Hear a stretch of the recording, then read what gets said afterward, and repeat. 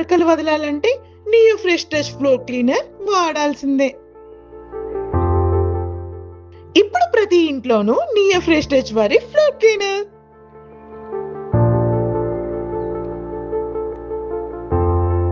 అందరికీ నమస్కారం. మన ఈ మధ్య నిజామాబాద్లో మేము సంక్రాంతికి వస్తున్నాం ఈవెంట్ చేయడం జరిగింది. అది నిజామాబాద్ పట్టణంలో ఫస్ట్ టైం. ఇంతకుముందు ఎప్పుడు మన దగ్గర సినిమా ఈవెంట్స్ పెద్దగా జరగవు. అప్పుడు ఒకసారి ఫిదా సక్సెస్ మీట్ ఒకటిసారి పెట్టాము. మళ్ళీ సంక్రాంతికి వస్తున్నాం చేసాం. అంటే ఆ నిజామాబాద్తో నాకున్న అనుబంధం అలాంటిది. నిజామాబాద్ జిల్లా వాసిగా అక్కడ ఈ సినిమా ఈవెంట్ చేయాలని చేయడం జరిగింది.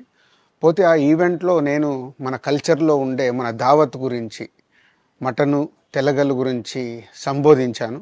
నేను ఆ మాటలలో తెలంగాణ వాళ్ళని నేను అవమానించానని, తెలంగాణ నేను హేళన చేశానని కొంతమంది మిత్రులు కామెంట్స్ చేసి సోషల్ మీడియాలో పెట్టారని తెలిసింది. నా ఉద్దేశం అదే స్పీచ్లో లాస్ట్లో చెప్పడం జరిగింది. తెలంగాణ మన కల్చరు, మన దావత్తు నేను మిస్ అవుతున్నాను. సంక్రాంతికి 2 సినిమాలు రిలీజ్ అయ్యాక మన తెలంగాణ కల్చర్ దావత్ని నాకు చేసుకోవాలని ఉందని. సో మన కల్చర్ని అభిమానిస్తాను నేను.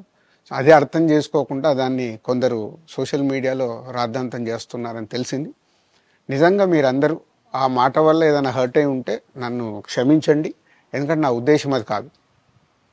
ఎందుకు చెప్తున్నానంటే, నేను నిజామాబాద్ జిల్లా బాన్సువాడలో ఫిదా అనే సినిమా షూటింగ్ చేసి ప్రపంచవ్యాప్తంగా ఆ ఫిదా సినిమా ఎంత అప్లాజ్ వచ్చింది, భానుమతి క్యారెక్టర్కి, మన తెలంగాణలో ఉండే కల్చర్కి, ఆ సినిమా ఎంత ఒక ఫ్యామిలీ ఎమోషన్స్కి ఎంత విలువ ఇస్తామనేది చెప్పడం జరిగింది ఆ సినిమాలో.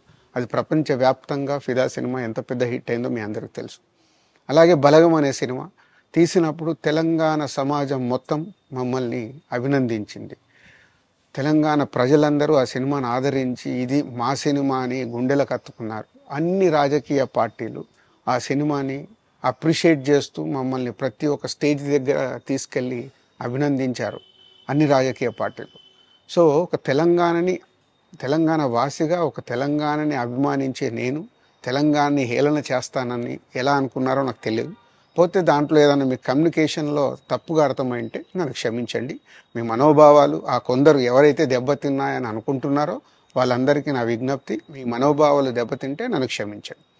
ఇప్పుడు నేను ఒక సినిమా ఇండస్ట్రీ ఫెటర్నీ నుంచి ఎఫ్డీసీ చైర్మన్గా అయ్యాను. సో మీ అందరికి తెలుసది.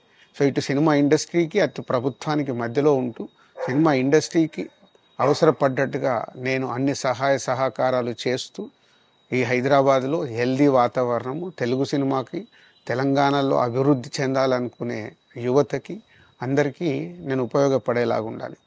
అలాగే పవన్ కళ్యాణ్ గారు కూడా చెప్పారు, యూత్ చాలా ఉన్నారు, వాళ్ళందరికీ కూడా సినిమా ఇండస్ట్రీలో ఇష్టం ఉన్న వాళ్ళని అప్గ్రేడ్ చేసి చేయాలని. ఆ ప్రభుత్వంతో కూడా అక్కడ సినిమాలో కావాల్సిన అందరినీ డెవలప్ చేస్తూ వాళ్ళందరూ మళ్ళీ తెలుగు సినిమాకే, తెలంగాణలో నేర్చుకున్న, ఆంధ్రాలో నేర్చుకున్న వాళ్ళందరూ తెలుగు సినిమాకే ఉపయోగపడతారు.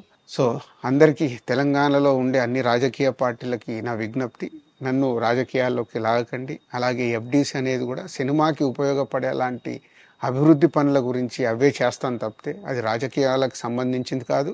ఎఫ్డీసీ కానీ నేను కానీ సినిమాలకే ఉపయోగపడతాము. ఇది అన్ని రాజకీయ పార్టీలు అర్థం చేసుకొని ఫర్దర్గా నన్ను ఇలాంటి అవసరం లేని వీటిలోకి లాగకూడదు అని మీ అందరికీ, అన్ని రాజకీయ పార్టీలకు నా విజ్ఞప్తి.